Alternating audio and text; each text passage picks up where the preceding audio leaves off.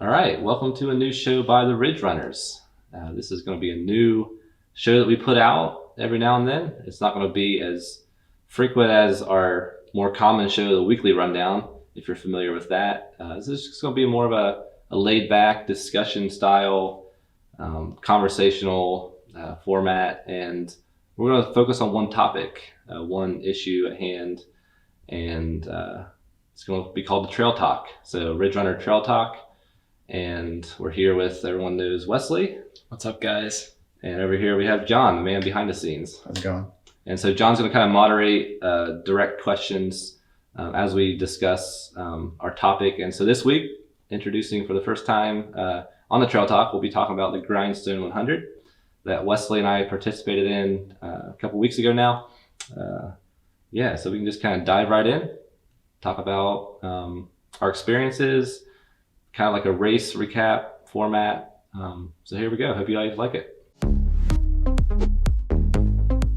right, well, let's start off, I guess, with what is the Grindstone 100, where it's at, and some details about the course itself. Yeah, so Grindstone is a 100-mile race down in, Swoop. Yes, Virginia. Swoop, Virginia was the official city name, which is very, very small. It's Stanton is the city that is the biggest, that has like restaurants and stuff, and it's kind of in the north central part of the state in the Blue Ridge Mountains, Washington Jefferson National Forest. And so it's a 100-mile race. It's been going on, I think it was the 10th year, if I believe so. Somewhere around that time period, and it's really grown to be like one of the most respected 100-mile races on the East Coast. It was once considered like the hardest 100-miler on the East Coast with 23,000 feet of elevation. It's a point-to-point, or it's a out and back race. So you go out 50 and back 50.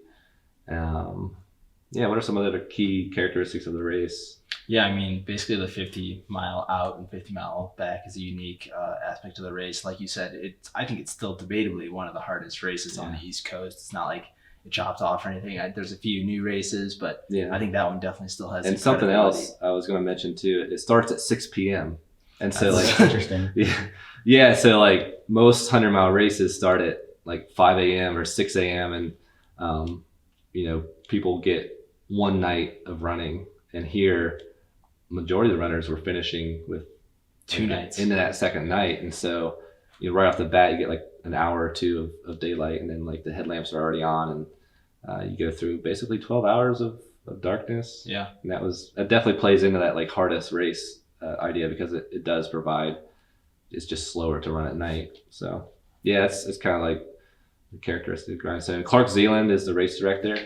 EcoX Sports, him and David Horton are kind of like the two main race directors, and they kind of like work together, and like you see both of them at each other's races, and they've kind of like established some nice, I guess like not old fashioned races, but just like old school style, like not big on frills and festival style stuff. It's just like you come there and race and socialize, and then have fun and leave.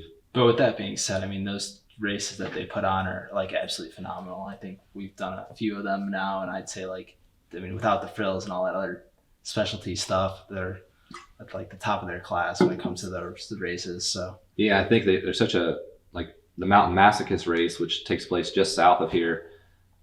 Horton started in the early 80s, and then he passed it off to Clark, and so now it's been like 30 some years, and it's just established such a base of like trail runners and community. And so like all the aid stations at Grindstone was like staffed by locals who've done it for for many years, and you can really tell that like when you go to a race, just like having Community involvement's always nice. And just the veterans who kind of like know exactly what to look for in runners when they come in. So you can tell that like with the Grindstone being so established compared to like a new 100-mile race that we're seeing a lot of. for sure. So leading up to the beginning of the race, Wesley, if you want to go first, maybe. How are you like preparing the last couple days right before the race started? Your travels down. It was obviously 4 or 5 hours from here, probably at least. Mm-hmm. And then maybe Michael going after that. Yeah, preparing like the last couple days before, I was actually feeling really relaxed. That was probably the best part I've ever felt during my entire training block, I guess you could say. was the last few days, because at that point you really can't do anything else before. I mean, you can like obviously do all the stuff you're supposed to, like make sure you're eating well and get a bunch of sleep.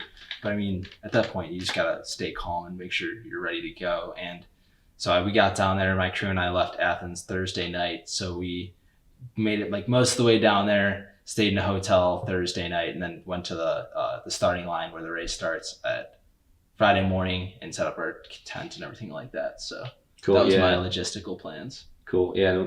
Yeah. There was a group of us that traveled down there. Wesley and I ran. We're both from Athens. We have a couple buddies that we train with a lot and meet up with a lot and talk to from Columbus, Travis Zitfeld and Nick Voss. So they, were part of like our travel caravan, and Mike Cooper from just like about an hour from Athens and Malta also came down. So we all I think we had like three groups of us that went down. Yeah. I drove down with Travis on Thursday evening, and we set up camp right before it got dark on Thursday night, and there was already like 20 or 30 people there camping on Thursday night, and then like Nick and Mike had already been there, so it was really cool having them down there as well. For sure. I mean, we were talking about how it's like our first big race like that we've all done together, like as like a team almost, where like we've all been at the same race, and I think that was kind of unique having 4 other runners plus yourself there that you're all rooting for. It was cool. And you all had your own unique experiences. Michael doing fairly well, and Wesley having have some fun challenges through the race. Yeah, I mean it's. So we'll get to those later in this segment. Where do you want to start with race day? Oversleep or anything like that for this one? No one overslept for this one. It's kind of hard to, because like it is during the day, but I think we all kind of like hung out in that morning, prepared our drop bags, and then you got some good sleep during the day. I took an hour and a half nap, like at like maybe 2 or 3, whenever after the mandatory crew meeting. We had the crew meeting that we all went through, and like they just did all the announcements. But you had your luxury blow up mattresses. Yeah, and like blow up mattresses came in clutch. Yeah, and I just had like a sleeping pad. It's not quite as, so I couldn't really sleep much during the day, but. This was that 6 p.m. start. Like you're trying to just fill that time from, you wake up in the morning at a normal time. You have the pre-race stuff, pack and pick up, and a pre-race briefing, and they had like a lunch prepared. Did you make it in time for lunch? I got there just after. Okay, so like they had all that stuff, and then like after that you basically have 6 hours to like kind of fill. So everyone's trying to sleep. It's pretty quiet around camp, but people were still getting there, of course. Lunch good? Good lunch? Yeah, it was typical, like sandwiches, like light, turkey sandwiches with bread and fruit and veggies. Sandwiches with bread are good. I mean, better than that, right? I mean, like if you're like Travis, you just like can't eat anything because he's vegan. That's true. Some of us have. That's why he lost. We do like the old like the unwich, like the Jimmy John's. They have like salad as your buns. Yes. I don't know who would do that. But yeah, it was good. So then race start. I see you're 6 p.m. How many hours of light did we have before it got dark out there? I would say we had about like an hour of light at the most. I mean, every runner started the race with their headlamp on because you couldn't make sure. I read where one of the guys who's from Virginia, who's ran this race in the past, I saw where he made a comment that he hadn't started this race with the headlamp on in the past because like it's more clear, but it was overcast, which kind of like forebode like what was to come, because it was very overcast at night, and that's kind of how it started. Like after it got dark, we got into the mountains because the race kind of starts off in a Boy Scout camp. Once you got back into the mountains, it got dark, and then the fog came in, and that was like a very big part of this race this year. Yeah. What was your experience in the fog? Yeah, the fog makes everything so difficult. I mean, when you can't even see like a couple feet in front of you, I mean, not only trying to run, but run quickly, especially like on the downhills. Have you ran anything like that before, ever? I have not experienced. I was telling Nick, I don't even know if I've even run in fog as deep or as like anything as crazy like that on the trails before. So just with the super technical rocky trails, I mean, with the fog element, I mean, it slowed everyone down. That's kind of what I thought too. I was running with Travis early on.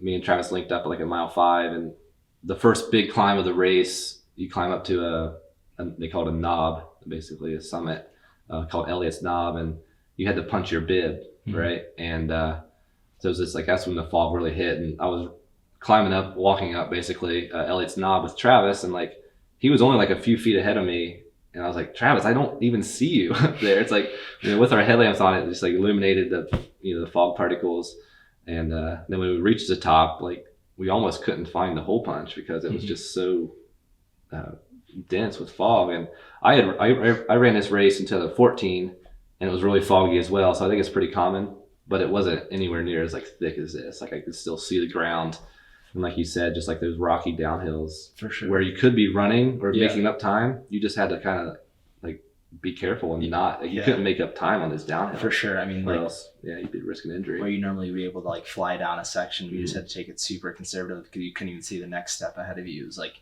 guessing and hoping that you were stepping in the right places instead of like picking your points. I remember there were sections where we'd be down in a valley, but it was a little more smooth or like a grassy trail, and if the forest wasn't dense and it was open, you wouldn't be able to tell where turning left or going straight or turning right into, like, there were several times where you did like take a step or two off the trail and you're like, well, this isn't the trail. You have to go back and just like pick up another marking that you couldn't see. That would be terrifying. Trying to like just see, you can't like see anything in front of your face. It's true. It kind of is terrifying, which you kind of have to train for, but it's hard to train for something that you don't get in Ohio. Yeah. Like with the fog, it's sometimes foggy, but it's not anything like that. And I was joking with Travis, like there could be a bear standing in the trail and we could just run into it and we would never see it.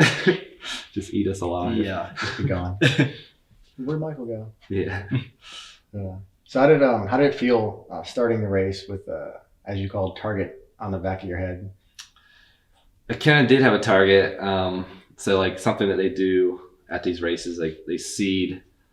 Yeah, they seed the top race, and so that's my race bib. And so I was given the one seed based on, I guess, whoever did the seedings projections. And I've done this race before. I got third place into the 14 with a pretty competitive field, and I had a pretty good race there. And then just based on who was on their entry list, so yeah, I mean, this was one race where I really went into like very confident. Like I expected to win, as much as that sounds kind of like very brash and just like confident sounding in a bad way. Like I did go into the race expecting to win. Like that was my goal. Obviously, like you always have like plan B, plan C, and then just like the finish goal. But I felt pretty good about it. Just like experience level.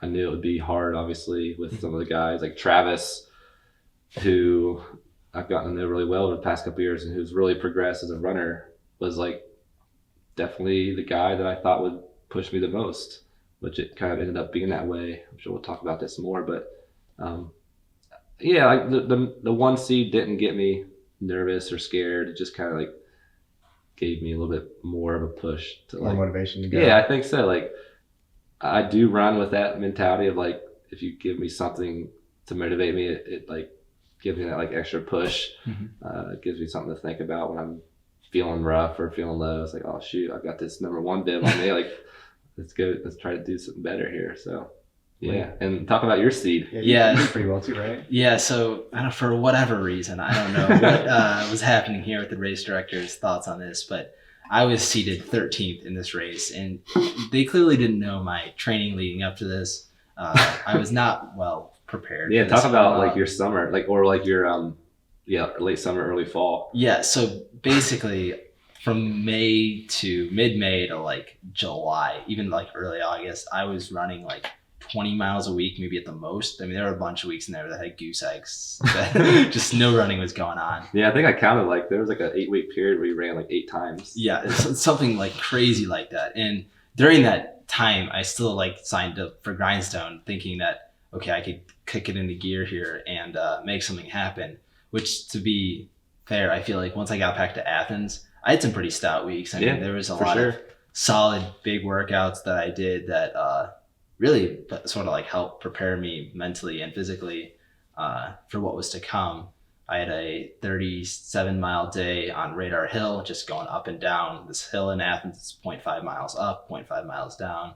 And that was like 10,000 feet of vert in just one effort. I did in like 9.5 hours. There was another run that I had that was 50 miles solo out at the Shawnee State Forest.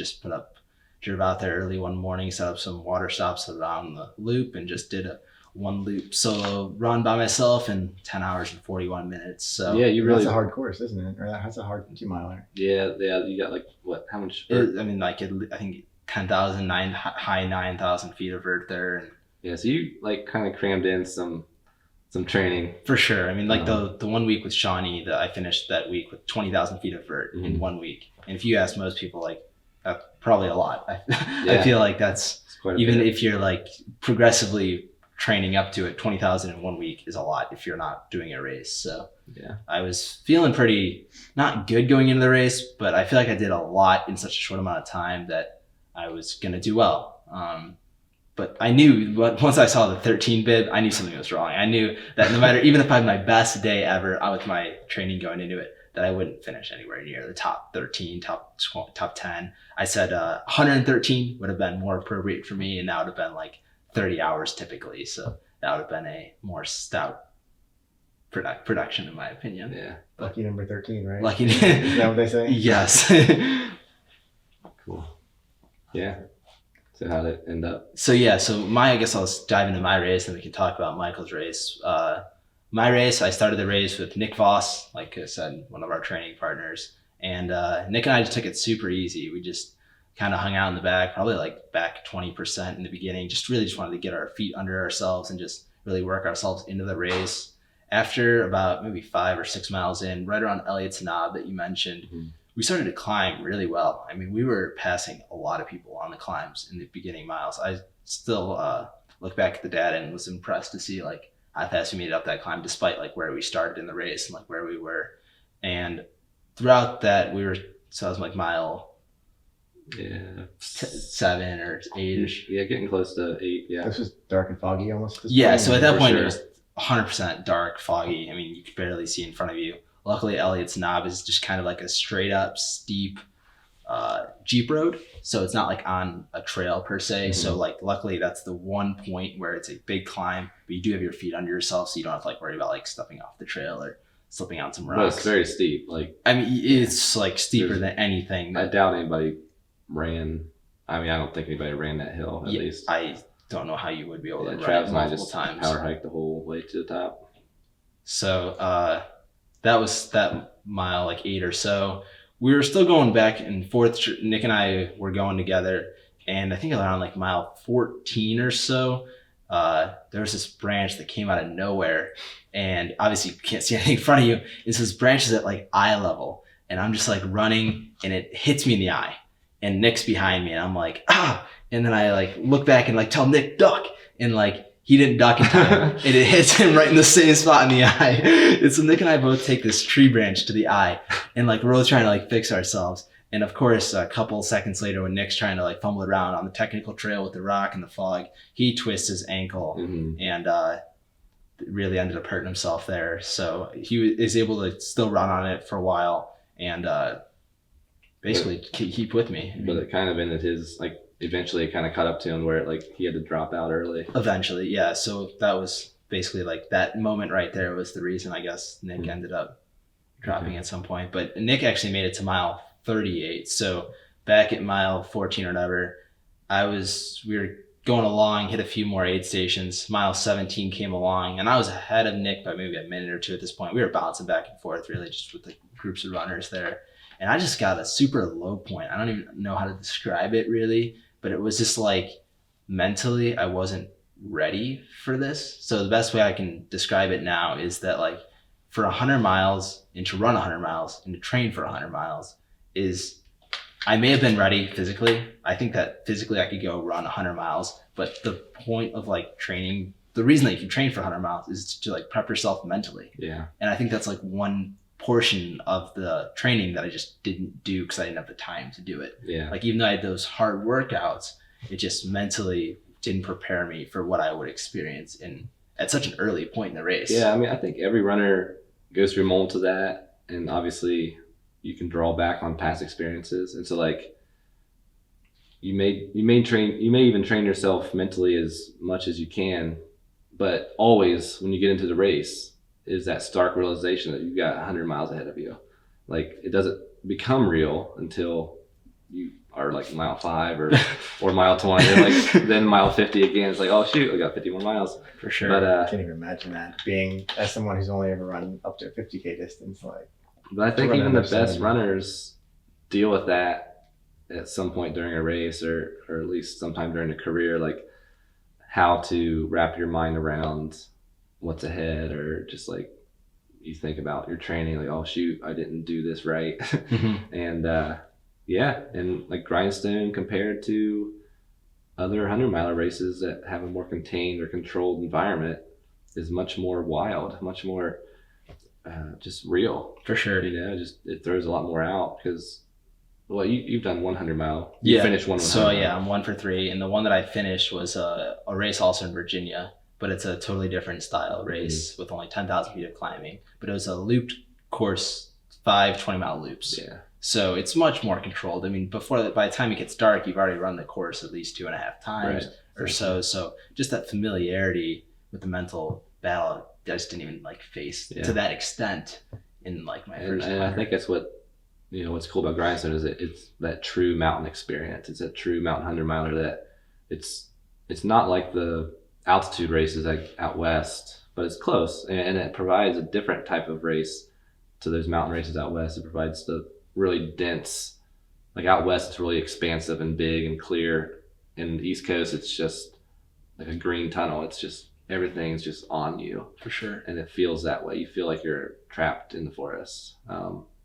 So yeah, if you haven't trained yourself mentally, it can become real fast. So at mile 17, I ended up deciding that I was gonna drop out, and at this point, I was like in the top 100 of the 300 runners at the point. So I mean, I was like doing just fine pace wise. I had a cutoffs, obviously.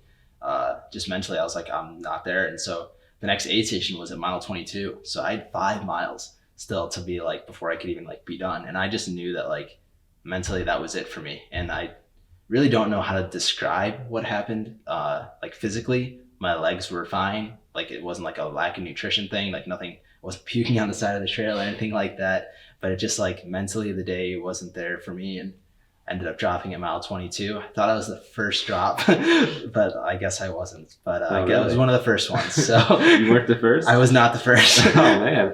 That last 5 miles, did you end up like running it, or did you walk most of it, or did you like, what was the battle going on inside your head that last 5 miles? Because you had that, a lot of times they always say in ultra running, if you can push through that next half mile or mile, sometimes you can find that new wind and go.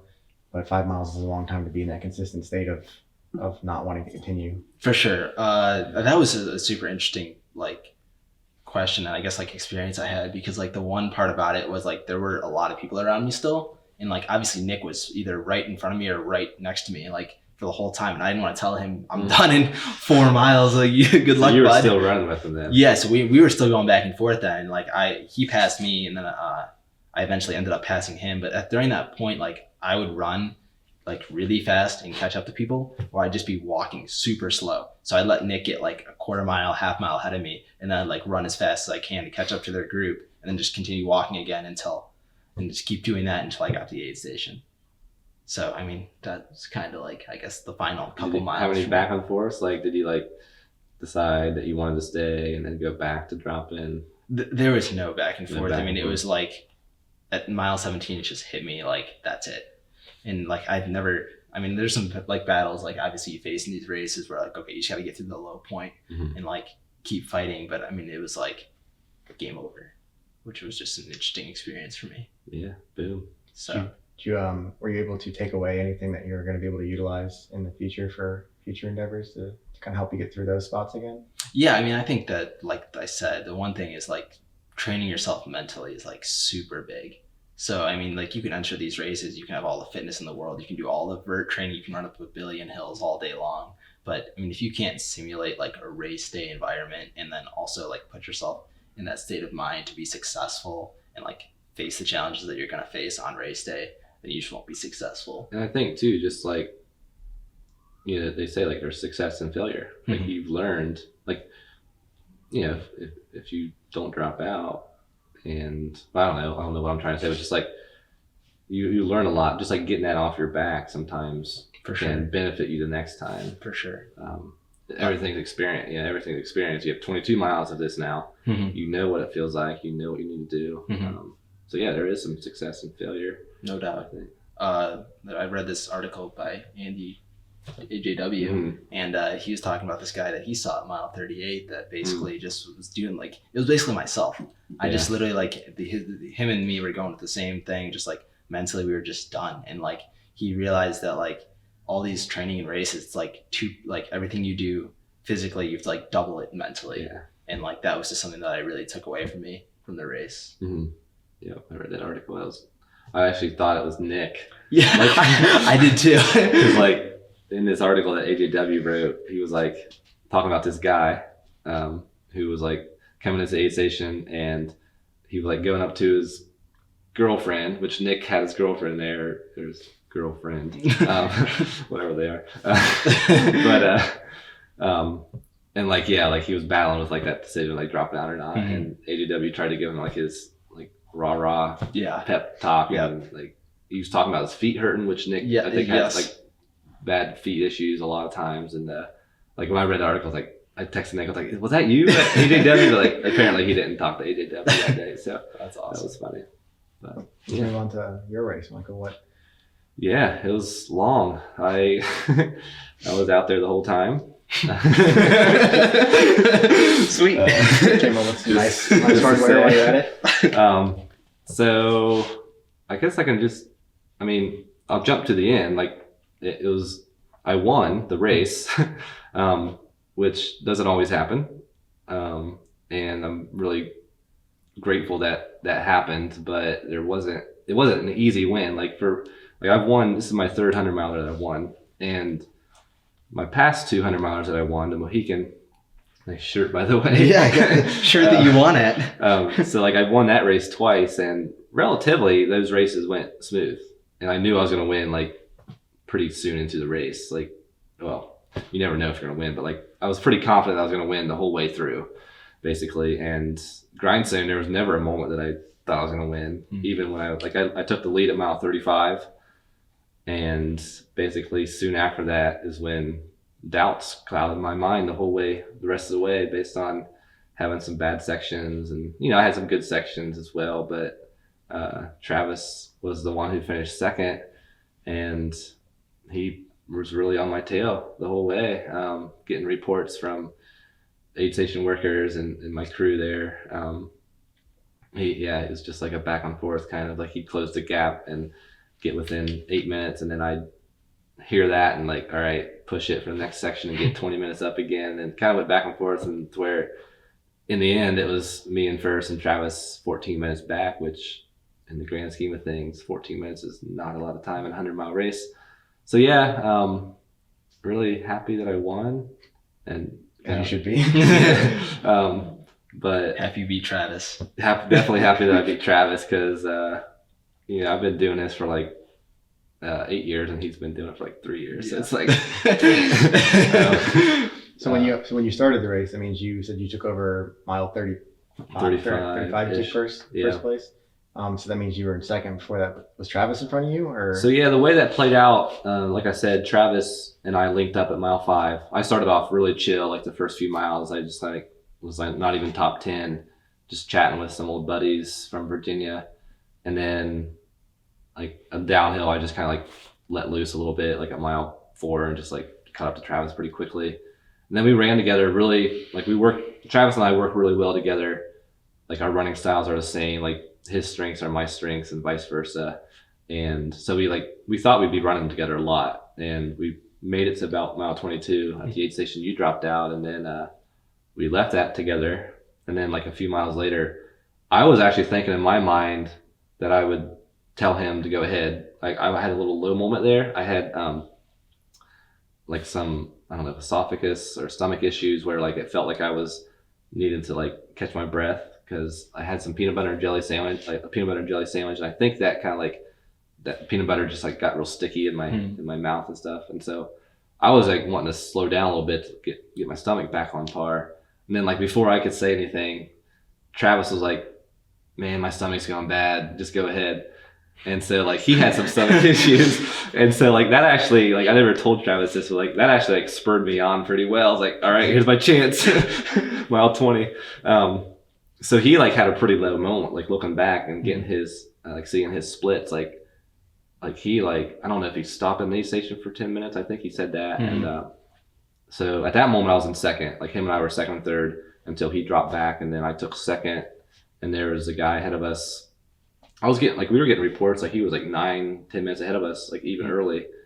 And then like for whatever reason, I got my stomach back really easily. Like just as soon as I kind of started running without Travis, like getting liquids into me and not eating anything solid, like really got my stomach back on cue. And I had a really good section from like 25 until like 38. Like just like I caught up the first place at mile 34-ish, 35 coming in that aid station. And he was like, he verbally was telling me that he was hurting. I was like, oh man, that's cool, but just keep at it. You know, I was like trying to encourage him because like he was like slogging through like on a pretty flat section. And then so I took the lead right there when I passed him. And for me, just like my running style, even though I do go into these things confident, I don't particularly like having the lead that early in a 100-mile race because like then the target's really on your back and you've got, you know, lots of people chasing after you. But like then again, like I kind of went into this race, like I kind of had this in my mind, like that I needed to take a risk. And I don't typically do that in races, but this race I wanted to take some risks. And at that moment is when I sort of had that chance to like either lay off the pedal or hit the pedal. And I decided to kind of like hit the pedal a little bit, even though it didn't last too long. Like I kind of built a lead. And actually, like looking back at the splits, that guy who I passed coming into the 35-mile aid station, he either dropped out or just stayed at that aid station for a long time. And then Travis got to that aid station, and that was my biggest lead of the day. I was 40 minutes over. I think I was like 45 minutes ahead of the entire field at like mile 38. That's crazy. And I had no idea this was happening behind me. I just figured that there was a bunch of people just like kind of like right there. And so I tried to push up. You know, there's the biggest climb of the day is like right after that 36-mile aid station.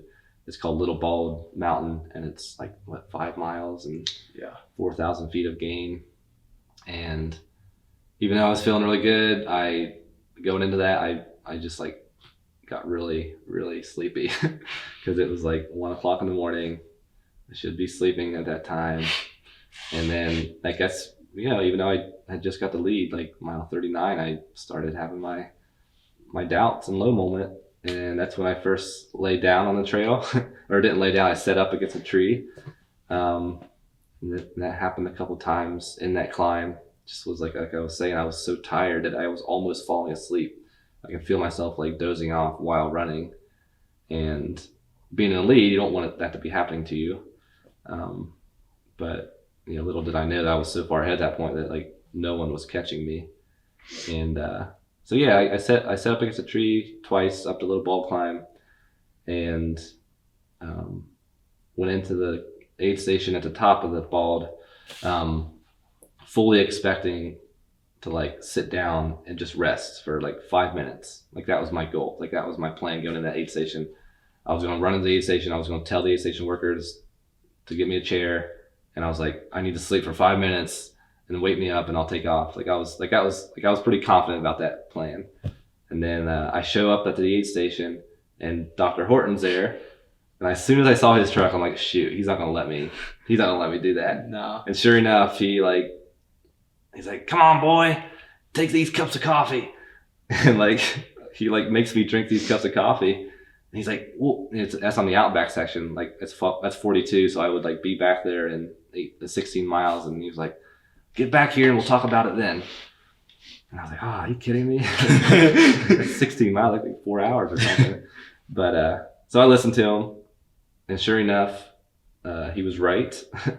Like, because he's a veteran of the sport and completely knows what he's talking about. And so the coffee really helped. And then I ended up running from mile 42 until mile 65 without stopping. Wow. All the uphills, all the flats, all the downs. And so that was that's where I feel like I won the race in the end, like because I was able to just kind of crush that section, kept that lead. Travis had regained his momentum at that point too. So yeah, that Was was. Travis gaining on you then? No, he wasn't gaining on me during that section. So like when I saw him at the turnaround, I was about 20 minutes up. So he did gain on me from that aid station where I had the lead, where I was 40 some minutes up. But I think he gained all of that on the uphill, like where I was sleeping, like where I was falling asleep. From that aid station where I was wanting to take a stop at Little Bald back to Little Bald, I think I put a little bit of time on him. And then, but he ran just as strong as I did. So it was really cool. Like at the turnaround at mile 50, I see him a mile later and he's like, Cooper's right behind me. And then I saw Cooper. So like there was 3 Ohio guys in the lead, and that definitely motivated me. It's like, that's cool, man. Like the Ohio guys gonna sweep the field. And like it was like, like when you travel with the crew, it's like it gives you this like team component that you don't get in running, because running's such a solo sport. Like if I was just running this thing by myself, I wouldn't have had that experience. And that excited me. I think we all kind of like pushed ourselves after that. And I thought there was like an outside chance that we'd take top 3. Like the best case scenario would be if Travis, myself, and Cooper finished top 3. But like there's so many things that go wrong in a 100-miler that it wasn't expected, but it was like wishful dreaming. I was saying months in advance, like I think you guys are gonna take 3 in the top 5, and that was like my big prediction months in advance of the race. It'd been exciting for the local community down here. Yeah, exactly. I think it's a testament of of the trail running scene in Southeast Ohio. We were all wearing like the Ohio Valley Running Company singlet, and so like people started associating. It's like these aid station workers and spectators and volunteers were like, there's that OVRC singlet, and like it starts taking people by notice. Like we start getting noticed, and people start talking about the Ohio boys. You can definitely feel that and sense that. And there's like all kinds of Ohio runners in the race too, not just from Southeast Ohio. I think on the entrant list, I don't know how many ended up finishing for sure, but I think there was like every bit of 15 to 20 people. Yeah, and a lot of them did finish and did really well in the race.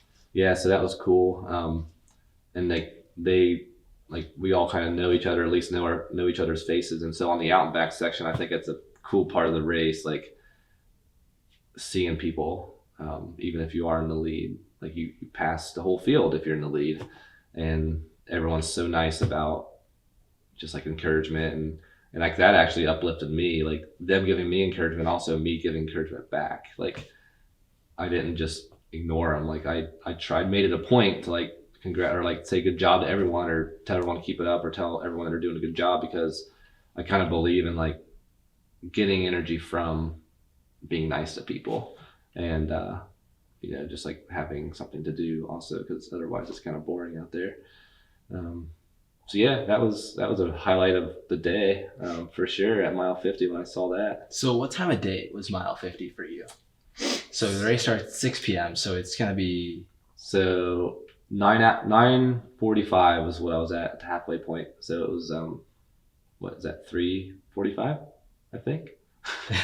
We didn't do the math. So 6 to midnight is 6. Yeah. So yeah, 3:45. 3:45. So at this point, I mean, like it's not even like people can really see you until like you get super close to them, and then you give them the encouragement. So yeah, I didn't even know. See him from a mile away and like wave your. I didn't know it was Travis, like for sure, because he had changed singlets, and I was like expecting to see like blue, and he had changed it to a white and blue singlet, and so like I was like kind of taken by surprise, like I saw his singlet, and then eventually he like said, "Hey Mike, it's Travis," but like I still didn't register it at first, but then I like saw his face like in the headlamp at the end. But so yeah, it's dark, and that's yeah. I mean, for me in the dark, like I just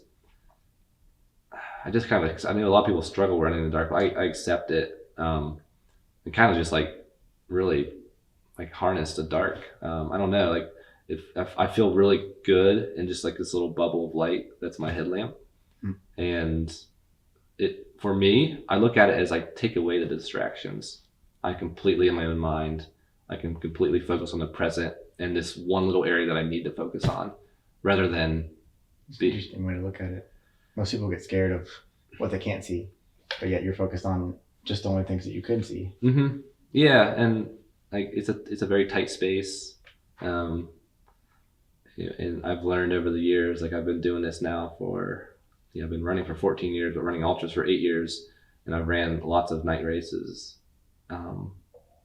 And you feel safe because there's lots of runners out there, and there's aid stations every 5 to 10 miles. And so to me, that's like, well, it's gonna be weird, like rare if like a serial killer comes and gets you. It's more common maybe like an animal comes out, but like there's so many people that like they're spooked probably at that point. It's what I think, at least. So I don't get scared from like outside forces coming in to me. It's like group mentality. Yeah. Like, I mean, this when you're out there with everyone at night. I mean, it's like, it's different than just going out by yourself. For sure. Like it's like if you don't run at night for a long time and then you just run on your own at night, it is much more spooky to me. But then like if you have one person with you, it's like that much less scary. For sure. Because just you're talking and it's louder and animals can hear you and stuff. So yeah, I just like, it's an experience thing in the end. But I've like at least like mentally thought about like that space that I'm in, and I use that as like a metaphor of just like being within myself and focusing on just what I need to focus on. Yeah. Exciting. So you said you ran from 40 something all the way to about 65, right? Nonstop, and you're feeling really, really good in that area. Yeah. Let's talk about 65 to maybe the next low spot that you had, because I'm sure you had some more of those. That's when it started, to be honest. So the same section, so when you get to 65, it's that same aid station, it's 35.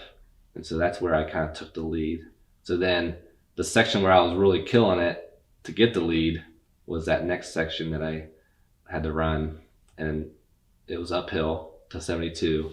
So Lookout Mountain's mile 72. And it's mostly uphill from 65. And that's when I had my next low moment. Looking back, I was 25 minutes up on Travis at 65. And at Lookout Mountain, he was 8 minutes behind. So just in 7 miles, he put 17 minutes on me. And actually, the whole time, like I figured I at least like kept my lead through 65. But I knew the whole time, that 7 mile stretch, I was like, he's probably right behind me. Like I knew that's how bad I was doing. So I was looking behind, like that's when I first started like looking behind my shoulder, like, all right, who's gonna come get me? We were daytime by now, right? You could. So yeah, that's a section that got light on, which was kind of nice, but it didn't help me. When I did this race 4 years ago, I remember having like a really huge uplift of energy when it turned light. And I was expecting to get that boost again, and it wasn't there.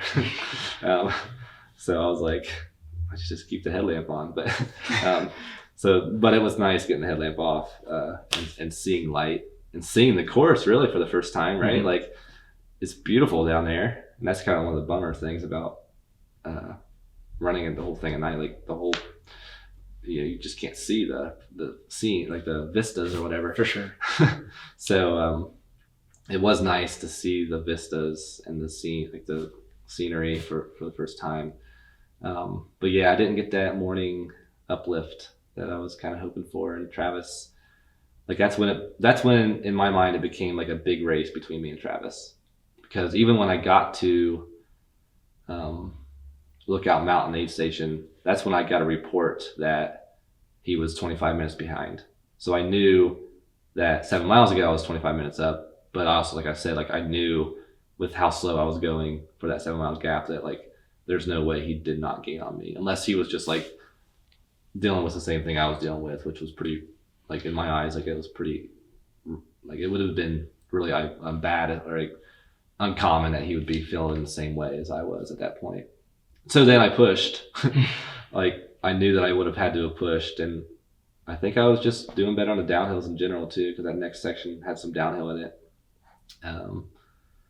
And yeah, like I said, at that point it became a real race between Travis and I, and he obviously probably got a report at Lookout Mountain that he was only 8 minutes behind. Like he knew in real time way more than way sooner than I knew how much he was on me. Right, So he comes into the aid station and they're like, he left 8 minutes ago. Exactly. So like that's what he gets. So like he's probably sparked, or else he's shot, or because he said he pushed on that section, like from 65 to 72, and then so I don't find out about me being 8 minutes up on him until the next aid station.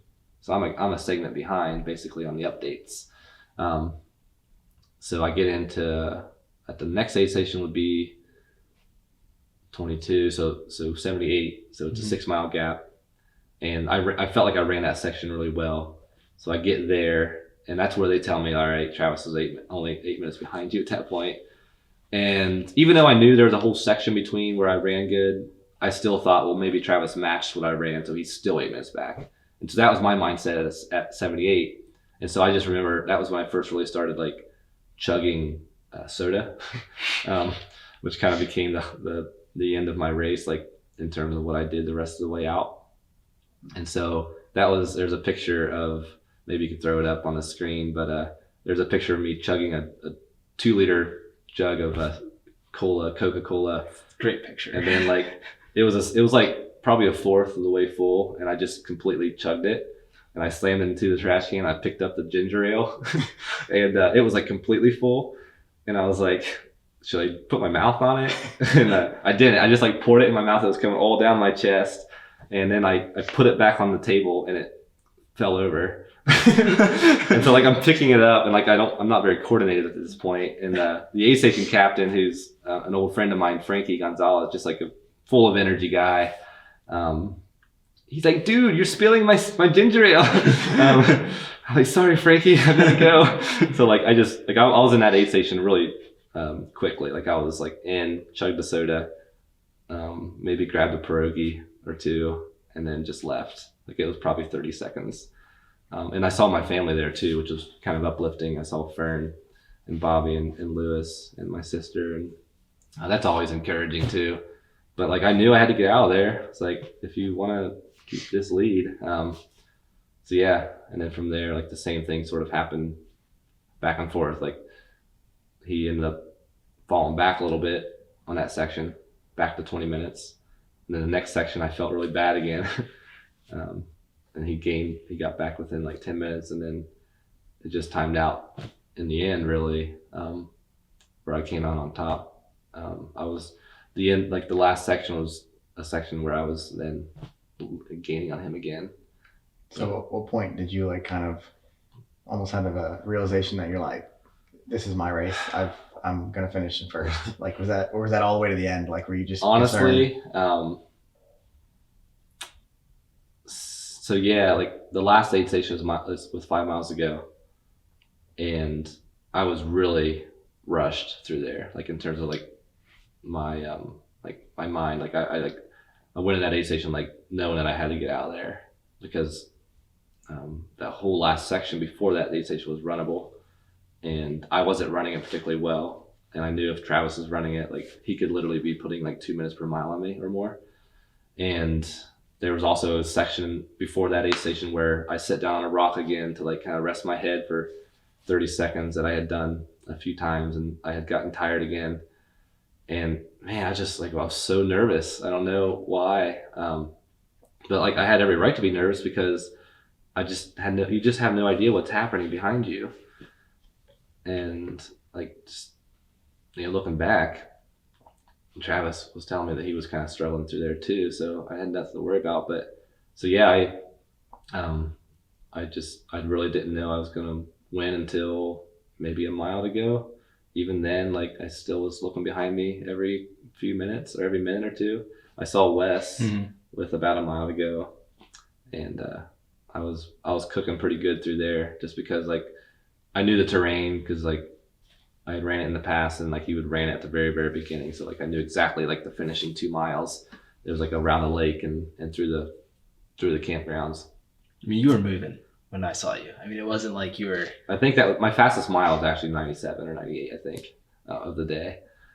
And so, yeah, like that was like the way I look at things when I get to that point in a race, whether I'm in first or whatever, is like, if I'm going at my max effort, at my max pace for a 100 miler for that point, there's no way someone's going to gain on me. You know, like if I'm running 9-minute pace at 100 miler at mile 95, there's no way someone's going to be running 7-minute pace, you know, unless you're some kind of freak.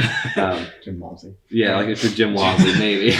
But like that's the way I look at it. Is like if I'm like maxing out, there's only so much gaining someone can do on me, you know.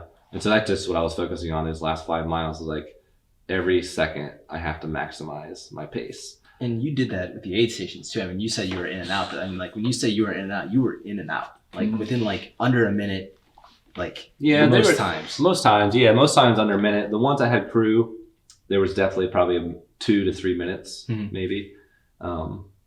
Just because I was like getting bottles out for them to refill and getting more stuff from them rather than just filling up and stuff at like a non-crew aid station. And so, yeah, I think at mile 65, I had like an 8-minute stop. But Travis was the same way. I mean, the last aid station at 95 particularly, you were a minute, I think, just over a minute. Yeah. And Travis came in there on only 30 seconds in and out of the aid station. Yeah. So, I mean, even at the very end, you guys were still pushing for every second, and it came down to the 14 minutes. Yeah, it was cool. It was cool that it worked out to be him and I, because it would have been special if it was some other person that we didn't know, that I didn't know. But I think it meant more to both of us. I think that we were like, because like we talked trash leading into this race, and like his training is just way more volume than me at this point in our careers, and this point of our like just having like me having kids and stuff. Like I just don't put the volume in, but I've got a lot more experience. But yeah, we definitely trash talked, and he's rising in the world of ultra running, and I'm just like pretty good, but like flatlining. And I think I can improve still, but like just not as rapidly. My improvement's based on experience at this point, I think, not based on training. I can maybe be smarter in training and like include different facets of training that I'm not doing, but I can't do anymore. Like I'm not going to be crushing 200-mile weeks or 150-mile weeks or even like 100-mile weeks much anymore. So like I have to rely on kind of like I'm only 20. Actually, Travis is older than me, but I'm just like 6 years older than him in ultra running age. I had to rely on like the veteran tactics, old wily coyote moves. For sure. No, not the old like roadrunner moves. So what did you do when you crossed the finish line? So I kind of like started to stumble in the race. I remember that like Clark was like, "You all right?" I'm like yeah, I just need a chair. I was good. Like I was completely coherent and good, but like I was like just wanting to find a chair. And so I sat in a chair and I sat in that for every bit of the 14 minutes that I was ahead of Travis. And I should probably get up and give him a hug. So that's what we did. Like he came in looking pretty shot, obviously, not like I did, but we just kind of like embraced each other, gave each other like a big man hug, and told him I was proud of him, mostly for not beating me.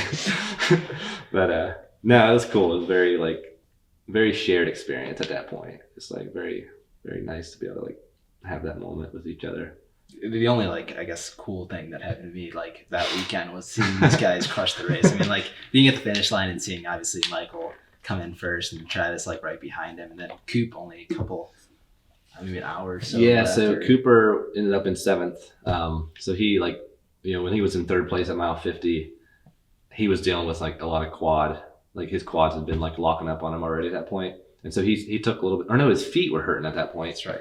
And he took a little bit of time at that 50-mile aid station to deal with some blisters, took his shoes off, but then he still got going, and then his quads went out, going down that big little ball climb into 65, and then I think he had trekking poles. He picked up his poles at 65. Okay, so then he if you're feeling that bad at 65 and then still finish 7th, it's pretty good that he regrouped and finished 7th, like pretty respectable time. It's pretty competitive this year. For sure. 3 Ohio guys in top 10. Yeah, 3 Ohio guys, top 7, top 10. And I think Coop what was his time? 22. Yeah, just over 22, I believe. Yeah, so 22 he was, hours. and I was 20 hours 8 minutes. Travis was 20 hours 22 minutes, and then third place, a local down there, John Anderson, was he was under 21. I think there was just under 21. 4 guys under 21 actually. Oh. Neil Gorman was like 20 hours 56 That's right. minutes or something. So like all things considered, like a spread of 50 minutes or less is pretty tight for a 50 or a 100-mile race. So I guess like how much of that do you think had to do with like I guess like the weather that you guys faced in the night? I mean, like maybe in like some of the sections that you would be able to like really stretch it out and really push early on. Like, were you able to, or how do you feel about that? I think Travis and I were really conservative in the fog. Like we were getting caught by a couple of guys on the downhills, and we just like regain our lead on the uphill, because like the uphills you're not going as fast where you can like roll your ankles in the rocks. So like we took it easy on the downs, ran the uphills pretty well early on, and then something else about the race was like it was unseasonably hot for this time of year.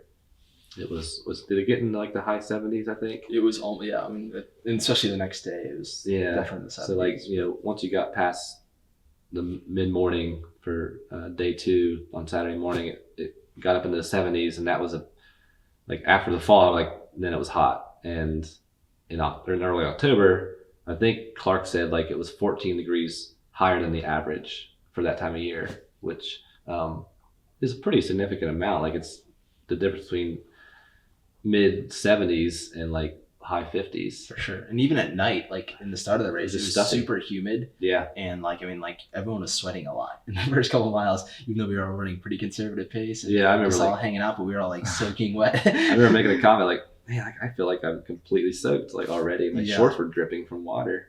So it's humid. Yeah, it wasn't just hot, it was humid. Mm-hmm. And I think with those two things, the fog and the humidity and the heat, slowed the times down, because like I won with a 20-hour 8 minute, and it's been a while since this race hasn't been won with a sub 20 hour. Like I got third 4 years ago with a 19:30, and I was 2 spots better and 30 some minutes slower. So yeah, that reflected the fog, and that always kind of brings in the time difference. Like it makes the spread a lot smaller. For sure, you have the adverse weather. Like there's no one that can just like kind of blitz it, like you see sometimes in 100-mile races. Let's talk gear. What kind of gear did you guys use throughout the race, and shoes? And want to start off with your 22 miles of gear? Yeah. So I was rocking the Nathan Vapor Car hydration pack, which is one of my favorite packs that I've gotten used to recently, and I've used that on all my long runs and adventures since I've gotten it, and that's really my go-to. Shoes, I've been rocking the New Balance Heroes. Big fan of the New Balance trail shoes now. Yeah. They don't have a team yet, but I'm working on it. You're gonna join the New Balance team? I'm gonna create the New Balance trail team. Yeah, they used to. New Balance used to be like one of the top 2 trail shoes, right? Really? Like back in my like 2010, my first 200 milers were New Balance shoes. Wow. Yeah. So bring the roots back. Yeah, they go. I feel like they go through phases like they don't make trail shoes, and they like decide they want to again, and vice versa. Like Anton Krapicka was a New Balance guy for 6 years, or something like that, and he was like, the top of the ultra game at one point. Yeah, that's crazy. Yeah. What were you rocking on your race day? Obviously, I was wearing my OVRC shirt and all that stuff. Yeah, so like very fortunate that OVRC sponsors me as a runner. So I was rocking the OVRC kit. For me, it's a blue singlet. I love the North Face Better Than Naked stuff, and so I had just a blue North Face singlet, black shorts. It's been like I was like kind of like laughing the other day because like the shirt or the singlet that I wore has like noticeable pinholes in them because I've wore this singlet for like 2.5 years now, but I love it. And then I went packless. I decided to not wear a pack, so it was kind of a last minute decision. I bought I guess it's called the Vapor Car waist belt, that has an 18-ounce bottle in the back that you can, it's a soft flask bottle, so as it comes down, it's real packable. And then I was carrying a bottle in my hand, so I basically had 38 ounces of water with me at all times. Shoes. I've really gotten into the Solomon Sense rides. Kind of like the do-all shoe. It handles kind of every terrain. It's kind of got some cushion, but it's not like overly cushed. Kind of like good for long distance. I wore I wore the same shoe the entire race, which is a sign of a good shoe for a 100-miler. And then, yeah, Petzl React headlamp, which was part of the race too, because like it's a rechargeable battery. And I forgot to mention this, but like on my way up Little Bald Mountain at mile 39, it gives you like a warning flash. Like it just like flashes a couple times to say like the battery's getting low. And I knew it was going to do that. I was expecting it. I was like, well, I'm just going to see how long it lasts after this. Like I didn't test it out in training, obviously. Like I should have. I just didn't train. I guess I didn't really train at night much, but this time. But so like I was just going along, like walking up this hill, and just like it all of a sudden just like stops and like it's pitch black. I'm like, well, shoot, I gotta change this battery in the dark. And so like it was in my waist belt, and it was kind of cool. Like it was completely pitch black, and that's like when you really start like sensing the darkness is when you don't have the light. It's like it was so black that I couldn't see anything. I couldn't see my hand, couldn't see the stars.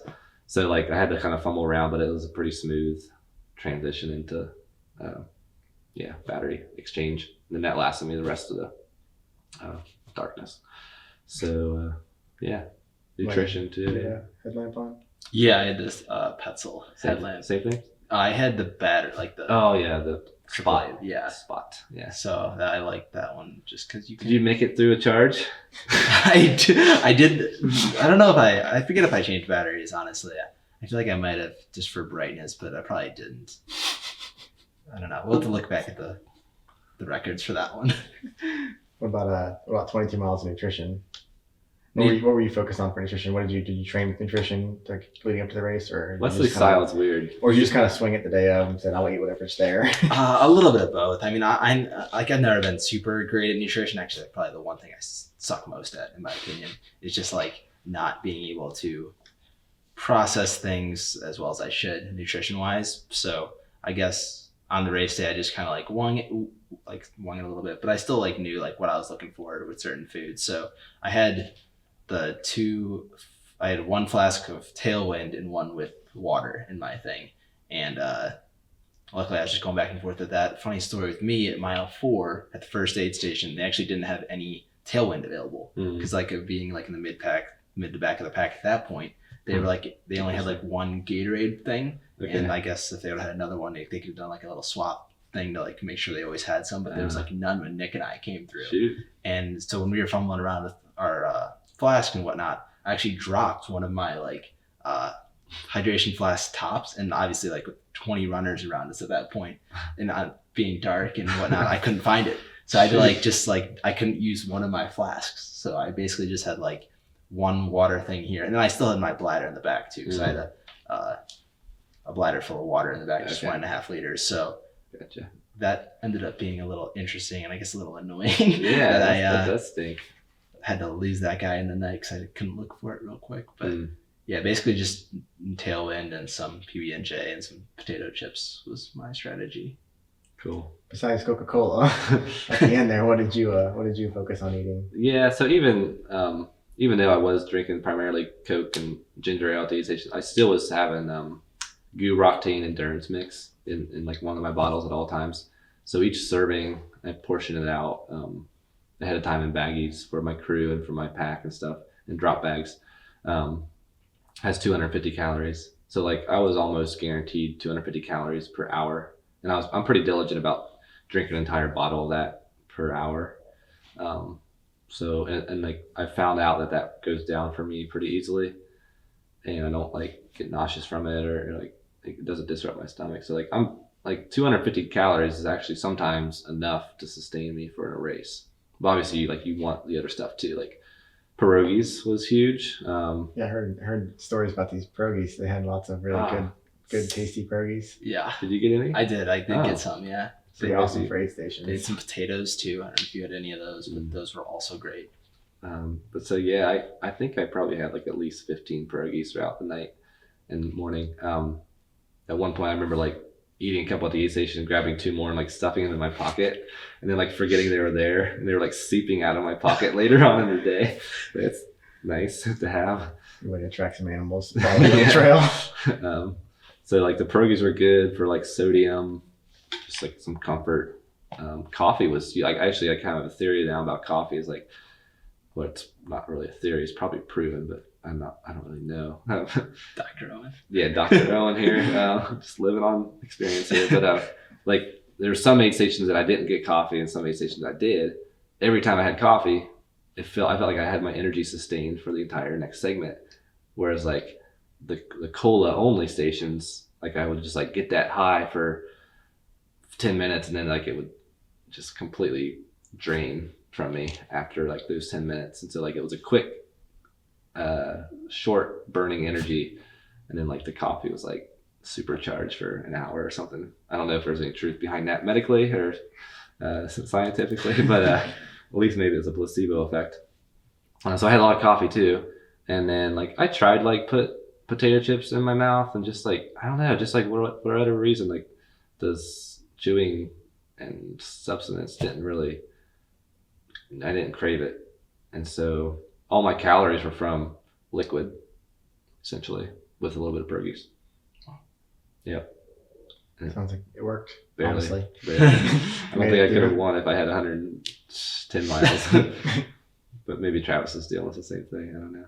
And Cool. Travis has a harder time because he's vegan, Mm-hmm. and he even like goes through that in races, and certain things he couldn't, like certain aid stations he didn't have a big selection of foods if they didn't have a drop bag or a crew there.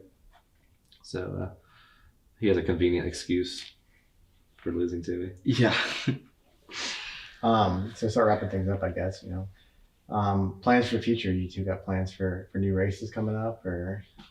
I guess for me, the most Really, you need to just quickly recap another race that you almost did. well, okay, I guess the most recent races that we've both did, or I guess he did, I didn't do again.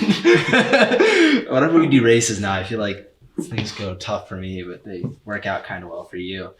Yeah, they call that a valley. You're in there right now. Yeah, I'm definitely at the bottom. So over the weekend, my brother and I basically just did not start the Columbus Marathon due to alarm clock issues. So luckily we were able to get out there later in the day, and we did run a 26.2 mile run together just in some random bike path that we found in Reynoldsburg, I believe. So Yeah. that was fun. We did it in like 3 hours and 53 minutes. So pretty Okay. impressive for For just your brother's first one? brother's first marathon. So that was cool for him to, I guess, experience the highs and the lows of running. And one little bit. Missed that whole race experience. yeah, he did, but I think he was in the overall picture. He was happy just to finish the distance. Cool. So, And what's next then? and then so I guess immediate future is the Shawnee 50, possibly.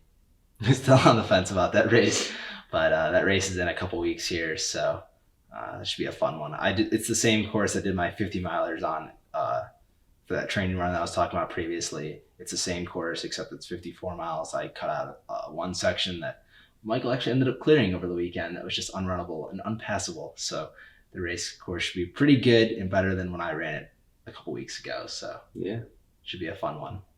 cool. What about you? You got any races planned for the future? Not in the immediate future. So I did run the Columbus Marathon 2 weeks after the Grindstone 100, which was not wise. I mean, I did fine in the end, but like it just was pretty painful. Some intense leg pain. But no, there's nothing on my schedule that I'm officially registered for until February.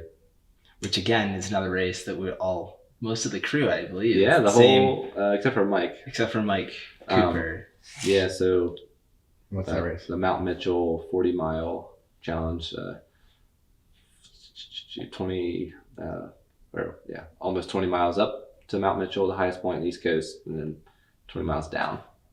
Actually, I think it's a little short. I think it's like 36 miles, but they call 38 it total. 38. Yeah, Okay. or 36, so it's 18 up, 18 Okay, down. so they call it a 40-mile challenge, but it's not 40 miles. So Travis will be out there doing that one as well. Nick Voss will be out there, myself. A few of the other OU trail running students will be out there doing the marathon distance because they have a marathon distance as well. Gotcha. So that'll be an exciting race where we'll all get to be a team again, and hopefully everyone will do And really Paul well. Barty And Paul Barty is doing the 40. is doing the big challenge. So he's going to be part of the crew as well. So I'm looking forward to that one. That's one on my schedule that I'm actually really looking forward to. Yeah, that's my next race. And then, like, I'm the race director of the Shawnee 50. So hopefully you come. You've already paid for it. I'll be there. And then he just likes paying for races. And not going, apparently. such a millennial thing to do. Yeah. I'll be there. Okay. Yeah, it'll be fun. So Any last words about Grindstone or anything else we want to talk about today? Not that I can think of. I think we're good. We covered the bases. We covered all 100 miles. basically, if you're looking for, and like one thing that surprised me the most about Grindstone is like a lot of people chose this race as their first 100 miler. Like in the crew meeting that we had That's true. beforehand, everyone's like, how many 100 milers have they run? And a lot of first timers chose this race. So But at the same time, it was a 78% finishers rate, yes, which for how tough the conditions were, that's a pretty high finishers rate for 100 miler of any 100 miler. that's typically that race, like when I look at the past results the past couple of years, normally it's around like 66, 65%. So like it was like 10 or 15% more this year. Yeah, so even though there were a lot of first time 100-mile runners, I think the aid stations worked, or like the level of experience that the aid station workers had really plays a part in that finishers rate. And there are a lot of veterans that run the race too. It's like you have them along the course running to kind of cue in on. And so I do wonder, like, of the 22% who didn't finish, how many were first time 100 milers? For sure. Probably more than 50% of the 22% of DNFers were probably, I would surmise at least, like a lot of those were first timers. And a lot of like the one thing that like surprised me, like the 78% finish rate, like that was one of the toughest weather years in a long time for that race. So Yeah. I mean, that's a super impressive that everyone was able to grind out that finish and get that race done. Grind. Nice use of the word grind there. Yeah, it's a good one. I would definitely encourage people to look into Grindstone, and any of the races that like Dr. Horton and Clark Zeeland put on down there are kind of the same level of execution and production from an event standpoint. Definitely fun. All a lot of fun. Yeah. Cool. I think that pretty much wraps up this first episode of Trail Talk, right? Trail Talk. Wesley, where can people find us? People can find us on Twitter, Instagram, and Facebook at The Ridge Runners. You can also check us out on Apple Podcasts and Google Play. So you can check us out at Ridge Runners there too. So Yeah, we're all over. This format's probably more podcast intended, but like we're definitely on YouTube if you're watching us. But See our beautiful faces. yeah, and our cool props.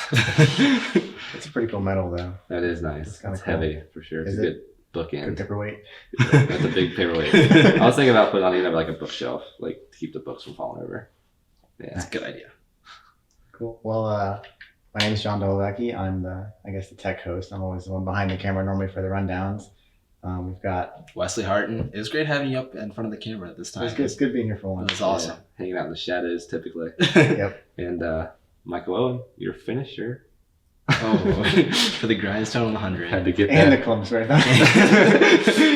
What's worse, a DNF or DNS? Okay, so we've had this. Let's just take 2 minutes real quick to dive into this. So I'm under the impression that a DNS is worse than a DNF because I believe that if you don't start a race, if you have the ability to. So, for example, with my training, I could have just DNS Grindstone, and like that would have been a totally reasonable thing for me to probably do, based on like what I did. But I feel like just going out there and having the experience that I gained and really just giving it your best shot really is better than not starting at all. So what are your thoughts? You almost swayed me there. Almost. So like a little bit ago, I was like very strongly like DNF's way worse. It's like you're just a wimp if you drop out. Well, I agree to the sense, but I just think like it's far worse if you just like choose to not start a race. If you have the ability to, that's just, I mean, if not injured or. See, I look at it as like if you DNS, maybe you're right. No. Let's go. I think DNSs are smarter in terms of like you realize that you're not ready for it, or that you might be staving off an injury or something. But I think DNFs are smart too if you are developing an injury. But then again, as a purist in the sport, as an old timer mentality in the sport, it's like you should only drop out if you're completely, I don't know, your arms are falling off, your legs are falling off. Understandable. I have DNF races, but like 50 miler, I believe, right? Yeah. Maybe a couple others. No, not a couple others. You have 3 DNFs. Okay, you're right. I have 2. Odd facts to know. Yeah, but mine are both hundreds. His are both all are under the 100-mile distance. I think the reason that I am anti DNF is because ideally I would think that people should enter 100-milers completely ready, and that level of like respect for the 100-mile distance should be there for sure, instead of not being there. And so that's where I stand on that side, like this of the debate. It's like if you DNS, then you at least kind of like realize you're not there before the race starts or whatnot. But I think just like it's really cool going to these races, like seeing the people that do finish, all ages, all shapes and sizes, all experience levels. Like, something else I wanted to point out, like we're going over our 2 minutes. Like you did get like the flu after the Grindstone. Yeah. And so like, not to bash you too much about dropping out and like make you seem like the bad guy here. But so like you said, you didn't feel that, you didn't think that you felt the flu during the race, yes. But like that very well could have affected some things with you. For sure. Like you literally got the flu like Sunday or like. Yeah, like Saturday night basically. And then like it was like a 2-day thing. Yeah. But I mean like, it's hard to tell if like that was affecting me Friday or not. Not to sound like the mean guy who doesn't like DNF guy for sure people, but I think. But nevertheless, let us know what you think about DNF and DNSs. We want to hear your comments on who you think like is the best argument here, and like which one you think is better or and worse. Then also feel free to give feedback about the show. If you have topics that you would like to see us dive deep into, whether it be about a race that we do or just about a topic in the sport, or maybe about an issue within, we like to focus on things east of the Mississippi because it's not represented as much in ultra and trail running media. We'd love to look into it, research, talk. We have 3 different opinions, obviously, about things. And only one of us is right. It's me. But oh, yeah. Says the 22-year-old. 21-year-old. 21-year-old. It's coming up on 22. At least he made it further in the race than his age. Barely. Just a smidge. Yikes. Respect. That was respect, right? That was a respect. So yeah, shoot us some feedback, and hopefully you guys like it. If not, let us know that too. And hopefully we'll see you guys next time on another edition of Trail Talk. Cool. See you guys.